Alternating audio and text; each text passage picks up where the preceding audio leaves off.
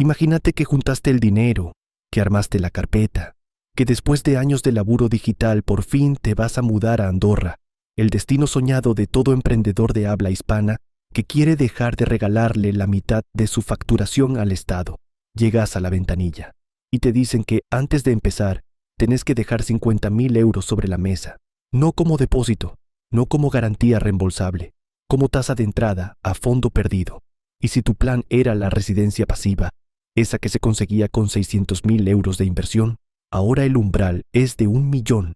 Mientras eso pasaba en los Pirineos, a 3.000 kilómetros de distancia, una isla del Mediterráneo Oriental abría la puerta y ponía un cartel muy distinto: 20 euros de tasa, 0 inversión obligatoria y 60 días de estadía al año.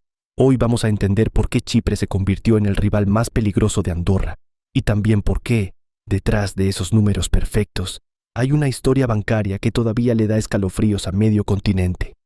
Durante 15 años, Andorra fue la respuesta por defecto. Si facturabas bien desde España, desde Argentina o desde cualquier lado con un pasaporte europeo en el bolsillo, el Principado era el movimiento obvio. Pero entre 2024 y 2026, el microestado cambió las reglas de forma brutal. Primero llegó la Ley de Crecimiento Sostenible y Derecho a la Vivienda en abril de 2025. Después, la Ley Omnibus 2 en enero de 2026. La fianza de 50.000 euros que exigía la autoridad financiera andorrana dejó de ser un depósito que te devolvían. Ahora es una tasa de entrada definitiva. Se paga y no vuelve. Y para la residencia activa, la del que trabaja por cuenta propia, también hay que poner 50.000 euros a fondo perdido por el solicitante principal. Súmale cupos de control y la exigencia de acreditar un nivel mínimo de catalán en cada renovación. Andorra no cerró la puerta, le puso un peaje, y ese peaje para muchísima gente dejó de tener sentido. Ahí es donde aparece la isla. Chipre tiene una ventaja que Andorra no va a poder igualar nunca. Es miembro pleno de la Unión Europea. Eso significa mercado único, directivas europeas de armonización fiscal, libre circulación de capitales y servicios. Un empresario digital chipriota opera dentro de la infraestructura financiera comunitaria, sin trámites de homologación ni retenciones aduaneras con un país tercero. Pero el corazón del atractivo chipriota no es la bandera azul. Es un concepto importado del derecho británico, el estatus de no domiciliado, el non-dom. Acá hay que entender una distinción que en el derecho continental casi no existe. Una cosa es la residencia fiscal, donde estás físicamente, medido en días. Otra cosa muy distinta es el domicilio. ¿Cuál es tu hogar permanente, el lugar al que pensás volver, el nexo definitivo de tu vida? Chipre importó esa segunda idea en la reforma de 2015. Si sos extranjero y trasladás tu residencia fiscal a la isla, sos automáticamente no domiciliado, siempre que no hayas sido residente fiscal chipriota durante al menos 17 de los últimos 20 años. Y no hay inversión mínima, no hay umbral de ingresos. El trámite es puramente procedimental. Presentás el formulario ante el Departamento de Impuestos, probás que tu origen geográfico y familiar es ajeno a la isla y listo. ¿Qué te compra ese papel? La exención total de la Contribución Especial para la Defensa, la SDC. Ese es el impuesto que grava las rentas pasivas de los residentes domiciliados. 5% sobre dividendos, 17% sobre intereses, 3% sobre el 75% del alquiler bruto. El non-dom no paga nada de eso, 0.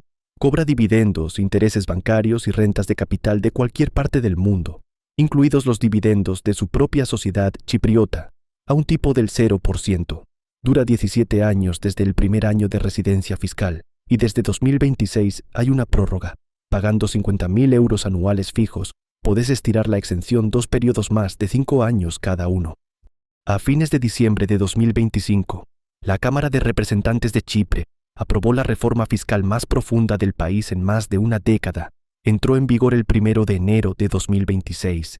Y la primera noticia es una mala noticia. El impuesto de sociedades subió del 12,5% al 15%. Es el alineamiento con el Pilar 2 de la OCDE, el mínimo global. Pero Chipre hizo algo llamativo. En vez de aplicarlo solo a las multinacionales grandes, lo aplicó a todas las sociedades residentes, sin excepción. Ahora bien, ese 15% nominal casi nunca es el 15% real. Y ahí está el truco. La deducción por intereses nocionales te permite deducir un interés teórico sobre los fondos propios nuevos que inyectas en la sociedad.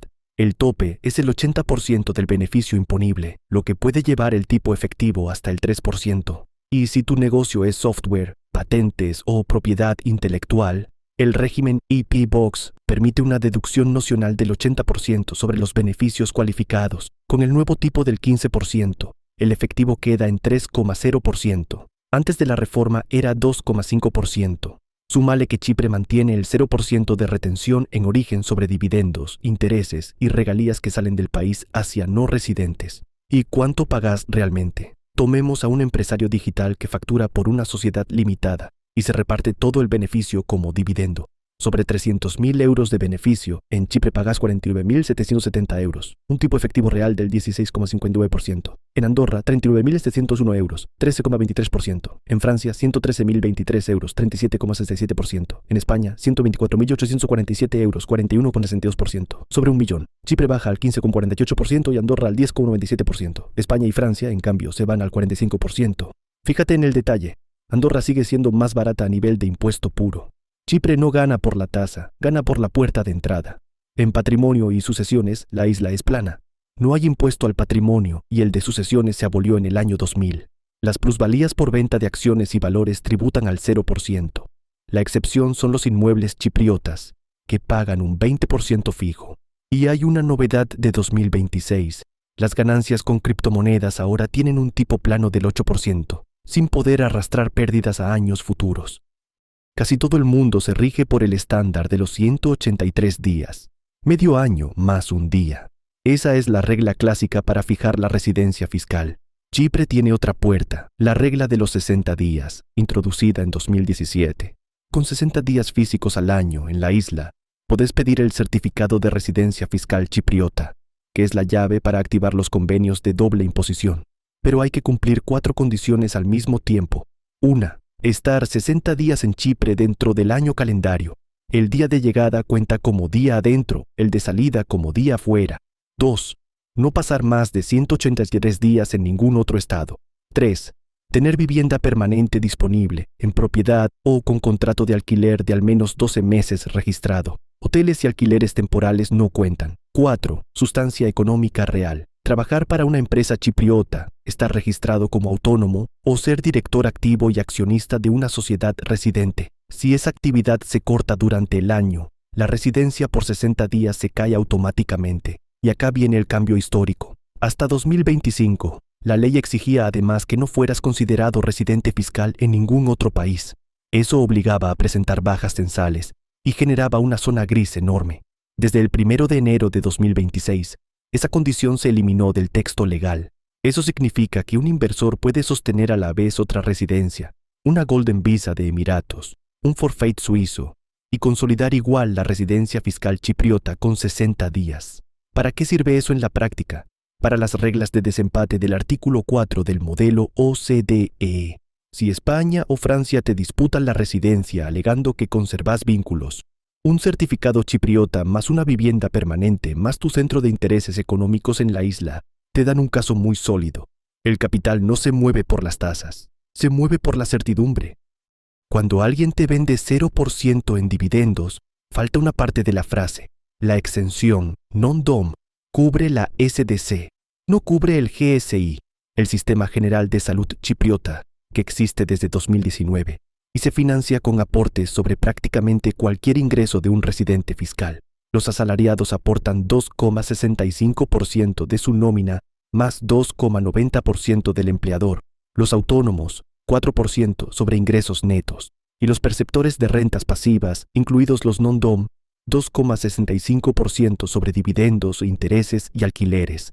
El alivio es que hay tope. El GSI solo se devenga sobre los primeros 180.000 euros de ingresos anuales. O sea, el aporte máximo obligatorio son 4.770 euros al año. Cobres 100.000 o cobres 10 millones. Compara eso con la casa andorrana, que es una cuota mensual fija de unos 588 euros para autónomos en 2026, independiente de lo que factures. Para el que factura poco, Chipre es más barato. Para el que factura mucho también. Pero el GSI no es el único costo. El derecho chipriota viene del Common Law británico. Toda sociedad limitada necesita una oficina registrada física en la isla y un secretario local. entre 1.000 y 1.500 euros al año. Y acá está el costo que más sorprende. A diferencia de Andorra o España, en Chipre, toda sociedad registrada tiene que presentar cuentas anuales auditadas por un censor jurado local, sin importar el tamaño, sin importar si estuvo inactiva. Entre 2.500 y 4.000 euros anuales para una microestructura y sube desde ahí. La buena noticia: Chipre abolió la tasa mercantil anual de 350 euros en 2024 y desde enero de 2026 eliminó por completo la ley del timbre de 1963. Hasta acá todo parece demasiado prolijo, y no lo es. En agosto de 2020, Al Jazeera publicó una investigación llamada The Cyprus Papers, casi 1.400 expedientes confidenciales que mostraban cómo altos cargos políticos de la isla, incluido el propio presidente de la Cámara de Representantes, estaban dispuestos a esquivar los controles de diligencia debida para entregar ciudadanía europea a criminales condenados y prófugos con alertas rojas de Interpol. El escándalo obligó al gobierno a clausurar el programa de pasaportes dorados el 1 de noviembre de 2020. Desde entonces, Chipre revocó la ciudadanía europea a más de 219 inversores y dependientes. En noviembre de 2023 llegó el segundo golpe, Cyprus Confidential, coordinado por el ICIJ. Más de 3,6 millones de documentos internos de auditoras, fiduciarias y estudios jurídicos locales, mostrando cómo profesionales chipriotas ayudaron a oligarcas rusos sancionados a resguardar activos en vísperas de la invasión de Ucrania. La consecuencia fue directa. En 2024, Estados Unidos acordó desplegar expertos fiscales y agentes del FBI en la isla para asistir en la persecución de delitos financieros y evasión de sanciones. El Parlamento chipriota creó a las apuradas una unidad especial de implementación de sanciones. Y después está la cicatriz más profunda de todas. En la primavera de 2013, la Troika condicionó un rescate de 10.000 millones de euros a algo que nunca había pasado en la eurozona, un bail-in. El segundo banco del país, Laiki, fue liquidado y al Bank of Cyprus le incautaron el 47,5% de todos los depósitos que superaban los 100.000 euros, convertidos a la fuerza en acciones. El sistema bancario chipriota se saneó por completo en la década siguiente, pero la memoria no se sanea igual. La mayoría de las fortunas que hoy se mudan a Chipre prefiere mantener su capital líquido en Suiza, Luxemburgo o Liechtenstein. Y una advertencia final para el que mira todo esto con entusiasmo. Si te mudas formalmente a Chipre, pero seguís facturando a tus clientes de siempre con una sociedad sin infraestructura real en la isla, la agencia tributaria española o la francesa pueden invocar transparencia fiscal internacional y desconocer la estructura por artificial. El precedente tiene nombre y apellido. En marzo de 2024, el Tribunal Supremo de Chipre ratificó una resolución contra las empresas patrimoniales de Roman Abramovich, forzándolas a asumir una deuda tributaria de más de 14 millones de euros por esquemas de arrendamiento de superyates montados sobre sociedades sin sustancia económica real.